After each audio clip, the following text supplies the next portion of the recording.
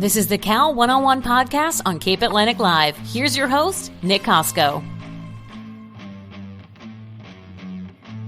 What's going on, everybody? Welcome to the Cal One-on-One podcast right here on Cape Atlantic Live, presented by Ulmer's Appliance Service. I'm your host, Nick Kosko. With me today is EHT head coach Cameron Bell. Coach, pleased to talk to you once again. I can't believe it's already basketball season after your tremendous run with your Eagles at the end of 2023. Already preseason, we're less than 2 weeks away now from a new campaign. How's the preseason been going for you guys? And what I think this could be considered a new era now for basketball. First, Nick, let me say thank you. I've always admired everything you've done up to this point. And this whole Cape Atlantic League Live is just fantastic. So I appreciate the opportunity to even be on. So I thank you for that, especially as a proud alumni. Absolutely. But it has been, it's crazy to think that in 2 weeks from now we'll be on to game number 2. And it comes fast and furious. It feels like just yesterday we were at Rutgers, and here we are in a new season. And you're right, it is a new era in EHT right now. Absolutely. 28-6 last season. You guys were the 2023 New Jersey Group 4 state runner-ups.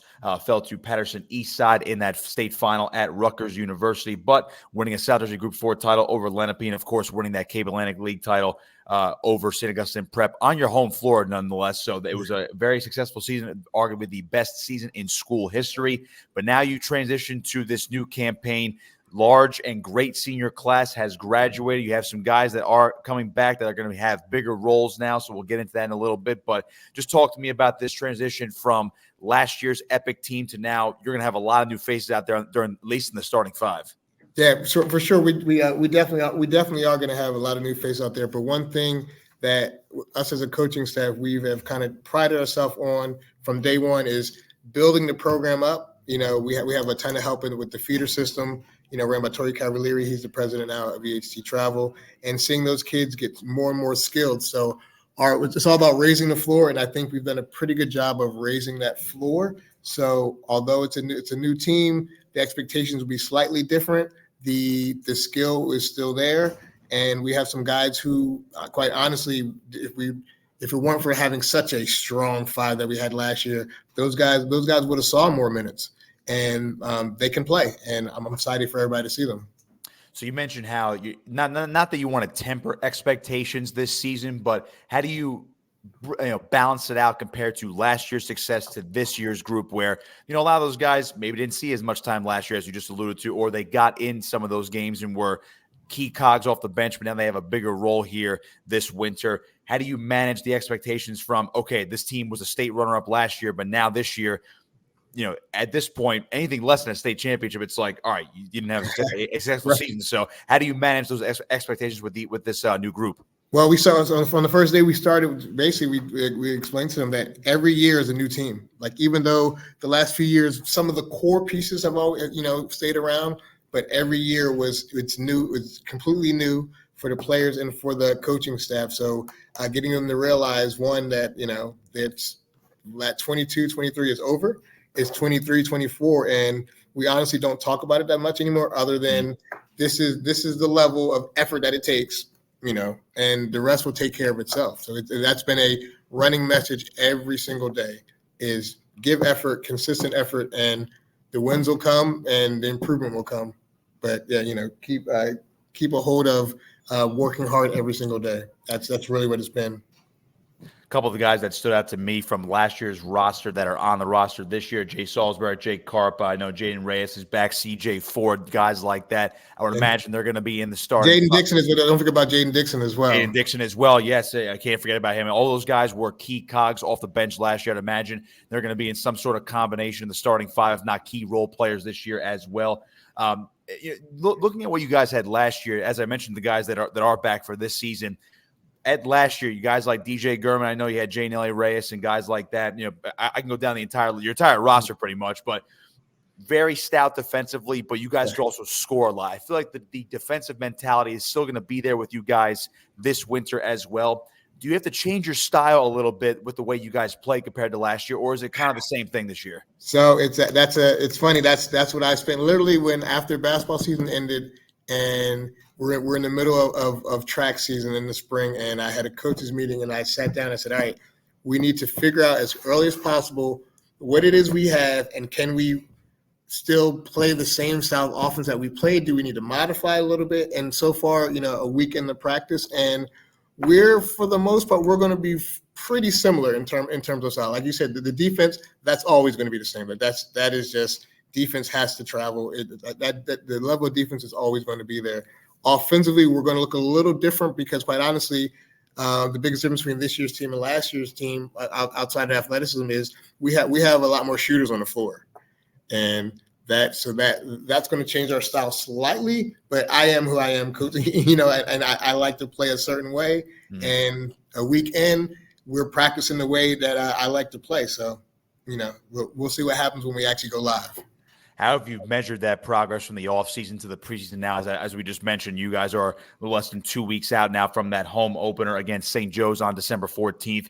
What has it been like, or at least what have you noticed from, summer preparation, the offseason, all of a sudden now that you get deeper into the fall, closer to the winter, what have you noticed from your guys so far?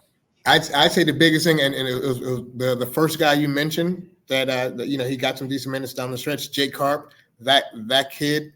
I mean, he's been hungry. Like he had a taste of it last year, and he had a phenomenal summer training with us. And he's a soccer kid, so he played varsity soccer at the high school. But he came in from the first day of tryouts as a leader. His motor is on 100 at all times, and he's really he's been impressive this week to the coaches. The coaches, we talk about it every single day, and we had a conversation after practice today, and he's been so impressive.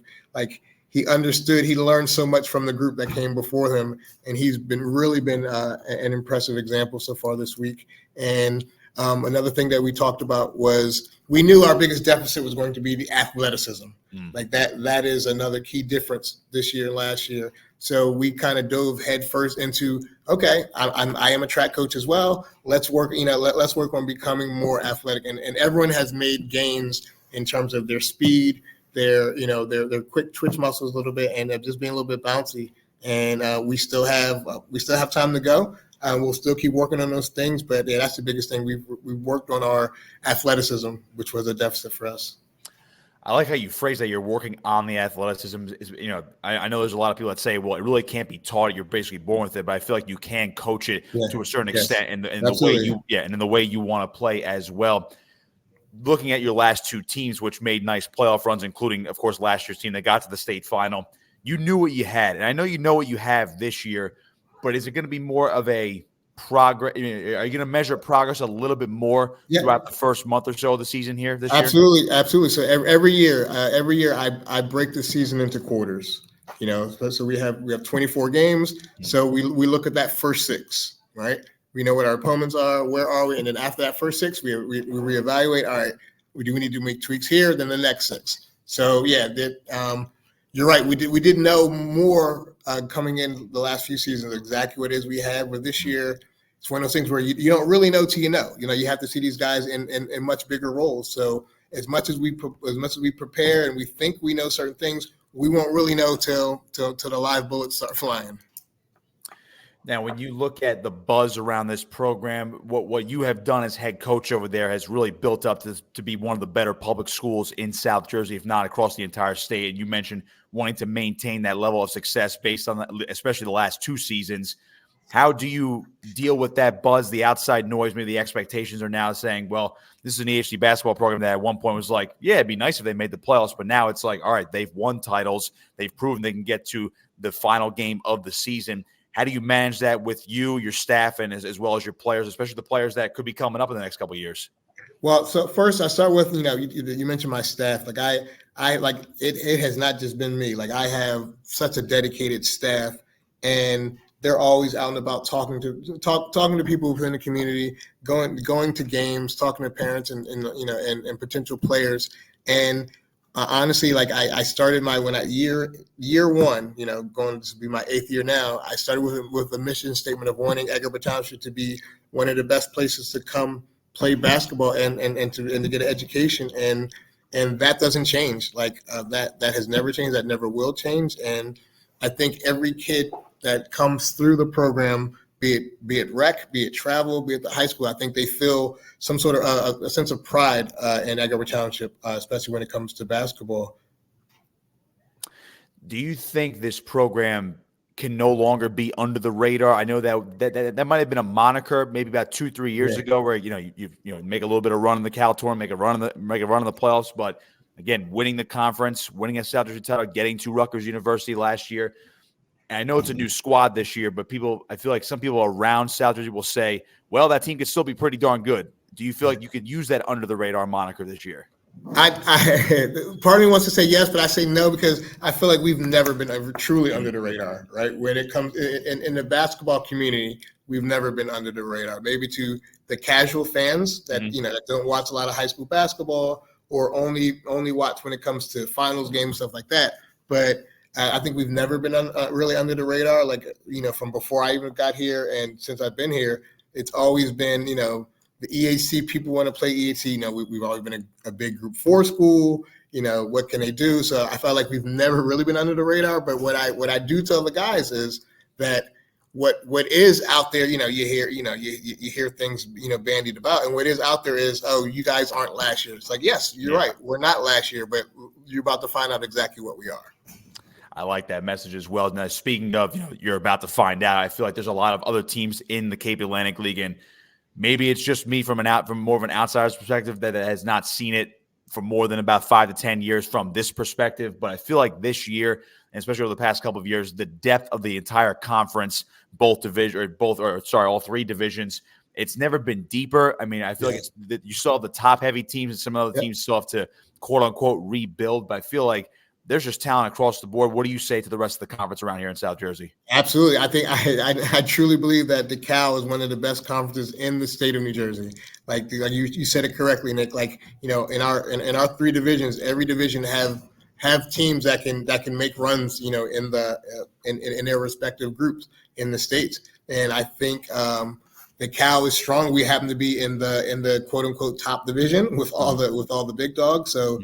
That makes us all battle tested come playoff time. And then you look at that middle division where, we're mainlands in that division, and they're going to be really, really good again. They're going to be really, really good again. And even in that lower division, I believe that's the division that Appliance and Coach Archie Diacono, like, he's doing a fantastic job there. Like they're going to be really good as well. I mean, there's a ton of talent and a ton of great coaches within the Cal. And I think you're right. It is quite the league, and if you're someone that doesn't really pay attention, you may not realize how good the Cal is. But I was so proud of, and I've been proud all these years of, when we go outside of our conference and what Cal teams do. We're on the map clearly. Absolutely. EHT head coach Cameron Bell with me right here on Cal 101 on Cape Atlantic Live, of course, presented by Ulmer's Appliance Service. So, Coach, before I let you go here, everyone wants to talk about, like this could be the year for, other teams are saying this, like this could be the year, but we have to wait and see. How do you ramp up these guys for that home opener when, I'm sure there's gonna be some kind of banner raised if it hasn't been raised already, South Jersey champion, state runner-up, whatever you want to call it. I mean, how do you get these guys to basically switch the focus from, okay, a good amount of guys were on that team last year, we know what we can do, but now we have to take charge? How do you get them to flip that switch when it comes to December 14th? Well, I honestly, I'm a coach that likes to, that doesn't run away from the pressure. I like to go right into the belly of the beast. So I honestly said it to him. I already said it to him. So our home opener is Thursday, December 14th against St. Joe's. It's also youth night as well. And I've only ever, as a program, since I've been there, we've only ever lost 1 game on opening night. And and they don't want to be the team that is the second one to lose on opening night. So I think we will be chomping at the bit, because by that time they'll be ready to play a live game, because they'll be tired of hearing me yell at them, all practice long. And, scrimmages aren't quite the same. As much as we want them to be, it's not the same as a game when, the building's going to be packed with half the youth of Harbor Township. I don't think we'll have any issues with getting them ramped up for that. And it's going to be, especially once scrimmages start, by scrimmage number 3, like our sights will completely set onto St. Joe. We'll start watching film and we'll be ready. Trust me. I'm excited to see that atmosphere once again inside the EHT gymnasium. It was packed to the gills for that Cal finals as well as for the home playoff games you guys had last year. Coach, thanks for the time as always. Looking forward to watching a new era of EHT basketball here this winter. Good luck on that home opener, and of course, good luck the rest of the season. Hopefully, we are not done talking the rest of the winter here. I hope so, Nick. I hope to see you again soon. And once again, I thank you. I appreciate everything you do. And shout out to Cape Atlantic League Live. I appreciate that as well, Cal. One-on-one right here on Cape Atlantic Live. I'm your host, Nick Kosko. Of course, this episode is presented by Ulmer's Appliance Service. Head coach Cameron Bell with me. Be sure to catch out more content on our Cape Atlantic Live YouTube channel. It's Cal One-on-One.